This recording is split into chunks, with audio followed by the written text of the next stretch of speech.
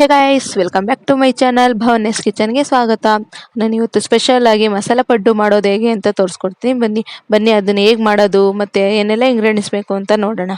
ಮೊದಲಿಗೆ ದೋಸೆ ಹಿಟ್ಟು 1 ಬೌಲ್, ಉದ್ದಿನ ಬೇಳೆ 3 ಟೇಬಲ್ ಸ್ಪೂನ್, ಕಡಲೆಬೇಳೆ 3 ಟೇಬಲ್ ಸ್ಪೂನ್, ಕ್ಯಾರೆಟ್ 1 ಕಪ್, ಈರುಳ್ಳಿ 1 ಕಪ್, ಸಾಸಿವೆ 1 ಸ್ಪೂನ್, ಜೀರಿಗೆ 1 ಸ್ಪೂನ್, ಕರಿಬೇವು ಸೊಪ್ಪು ಸ್ವಲ್ಪ, ಸಬ್ಬಕ್ಕಿ ಸೊಪ್ಪು 1 ಕಪ್, ಕೊತ್ತಂಬರಿ ಸೊಪ್ಪು ಸ್ವಲ್ಪ, ಹಸಿ ಮೆಣಸಿನ್ಕಾಯಿ 3, ರುಚಿಗೆ ತಕ್ಕಷ್ಟು ಉಪ್ಪು, ಎಣ್ಣೆ 3 ಟೇಬಲ್ ಸ್ಪೂನ್. ಇದಿಷ್ಟು ಇಂಗ್ರೀಡಿಯೆಂಟ್ಸ್ ನಮ್ಗೆ ಇವಾಗ ಬೇಕಾಗುತ್ತೆ. ಬನ್ನಿ ಹೇಗೆ ಮಾಡೋದು ನೋಡೋಣ. ಮೊದಲಿಗೆ ಸ್ಟವ್ ಹಚ್ಚಿ ಒಂದು ಪ್ಯಾನ್ ಇಟ್ಟು ಅದಕ್ಕೆ ಎಣ್ಣೆ ಹಾಕಿ ಸ್ವಲ್ಪ ಕಾಯಕ್ಕೆ ಬಿಡಬೇಕು. ಅದು ಕಾದ ನಂತರ ಜೀರಿಗೆ ಮತ್ತು ಸಾಸಿವೆ ಹಾಕೊಂಡು ಅದನ್ನ ಲೈಟಾಗಿ ಫ್ರೈ ಮಾಡ್ಕೊಬೇಕು. ಅದಾದ ನಂತರ ಉದ್ದಿನ ಬೇಳೆ ಮತ್ತು ಕಡಲೆಬೇಳೆ ಹಾಕೊಂಡು ಫ್ರೈ ಮಾಡ್ಕೊತಿದ್ದೀನಿ. ಇದನ್ನು ಕಡಿಮೆ ಉರಿನಲ್ಲೇ ಹುರ್ಕೊಬೇಕು, ಇಲ್ಲಾಂದರೆ ಸಿದೋಗ್ಬಿಡುತ್ತೆ. ಅದು ಸ್ವಲ್ಪ ಬ್ರೌನ್ ಕಲರ್ ಬರೋ ತನಕ ಲೈಟಾಗಿ ಹುರ್ಕೊತಾ ಇದ್ದೀನಿ.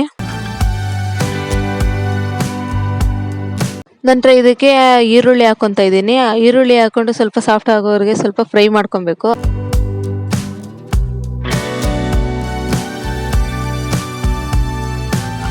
ಮತ್ತೆ ಇದಕ್ಕೆ ಕರಿಬೇವಿನ ಸೊಪ್ಪು ಹಾಕೊಂಡು ನೀಟಾಗಿ ಮಿಕ್ಸ್ ಮಾಡ್ಕೊತಾ ಇದ್ದೀನಿ. ನಂತರ ಹಸಿಮೆಣಸಿನ್ಕಾಯಿ ಹಾಕೊಂಡು ಸ್ವಲ್ಪ ಫ್ರೈ ಮಾಡ್ಕೊಬೇಕು. ಇದೆಲ್ಲ ಫ್ರೈ ಆದ ನಂತರ ಸಬ್ಬಕ್ಕಿ ಸೊಪ್ಪು ಹಾಕೊತಾ ಇದ್ದೀನಿ. ಅದನ್ನ ಹಾಕೊಂಡು ಸ್ವಲ್ಪ ಹೊತ್ತು ಫ್ರೈ ಮಾಡ್ಕೊಬೇಕು.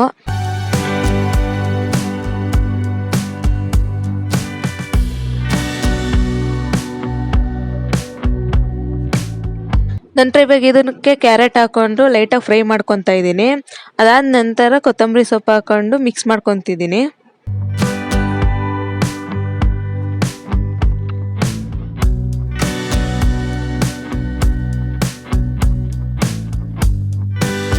ಇವಾಗ ಆಲ್ಮೋಸ್ಟ್ ಫ್ರೈ ಆಗಿದೆ. ಇದಕ್ಕೆ ಸ್ವಲ್ಪ ರುಚಿ ಹಾಕೊಂಡು ಚೆನ್ನಾಗಿ ಮಿಕ್ಸ್ ಮಾಡ್ಕೊತಿದ್ದೀನಿ. ನೋಡಿ, ಇವಾಗೆಲ್ಲ ನೀಟಾಗಿ ಫ್ರೈ ಆಗಿದೆ. ಇದನ್ನ ದೋಸೆ ಹಿಟ್ಟಿಗೆ ಟ್ರಾನ್ಸ್ಫರ್ ಮಾಡ್ಕೊಬೇಕು. ಇದನ್ನ ದೋಸೆ ಹಿಟ್ಟಿಗೆ ಹಾಕೊಂಡು ನೀಟಾಗಿ ಎಲ್ಲಾನು ಚೆನ್ನಾಗಿ ಮಿಕ್ಸ್ ಮಾಡ್ಕೊಬೇಕು.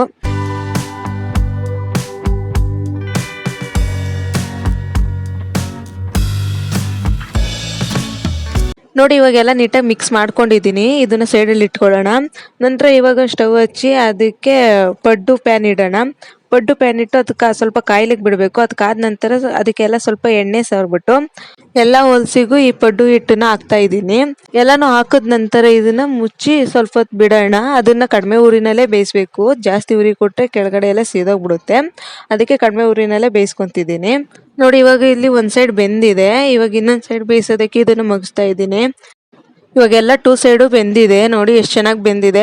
ಇವಾಗ ಇದನ್ನ ಒಂದು ಪ್ಲೇಟ್ಗೆ ಟ್ರಾನ್ಸ್ಫರ್ ಮಾಡ್ಕೊಳ್ಳೋಣ. ಅದು ಸ್ಟಿಕ್ ಸಹಾಯದಿಂದ ಅದನ್ನ ಮುಚ್ಚಾಕೋದಾಗ್ಲಿ ಅದನ್ನ ತಗೊಳ್ಳೋದಾಗ್ಲಿ ಸ್ಟಿಕ್ ಸಹಾಯದಿಂದ ತಗೊಬೋದು. ಇವಾಗ ಇದನ್ನ ಪ್ಲೇಟ್ಗೆ ಟ್ರಾನ್ಸ್ಫರ್ ಮಾಡ್ಕೊತಾ ಇದ್ದೀನಿ. ನೋಡಿದ್ರೆ ಎಷ್ಟು ಚೆನ್ನಾಗಿ ರೆಡಿಯಾಗಿದೆ. ಬಿಸಿ ಬಿಸಿಯಾದ ಗರಿಯಾದ ರುಚಿಯಾದ ಮಸಾಲ ಪಡ್ಡು ತುಂಬಾನೇ ಚೆನ್ನಾಗಿ ರೆಡಿಯಾಗಿದೆ. ಟೇಸ್ಟ್ ಕೂಡ ಅಷ್ಟೇ ಚೆನ್ನಾಗಿರುತ್ತೆ. ಈ ರೆಸಿಪಿನ ನೀವು ಕೂಡ ನಿಮ್ಮ ಮನೆಯಲ್ಲಿ ಟ್ರೈ ಮಾಡಿ ನೋಡಿ. ಹೇಗಿತ್ತು ಅಂತ ಕಮೆಂಟ್ ಮಾಡಿ, ಲೈಕ್ ಮಾಡಿ, ಶೇರ್ ಮಾಡಿ ಆ್ಯಂಡ್ ಇನ್ನೂ ಹೆಚ್ಚಿನ ವಿಡಿಯೋಸ್ಗಾಗಿ ಸಬ್ಸ್ಕ್ರೈಬ್ ಮಾಡ್ಕೊಳ್ಳಿ. Thank you.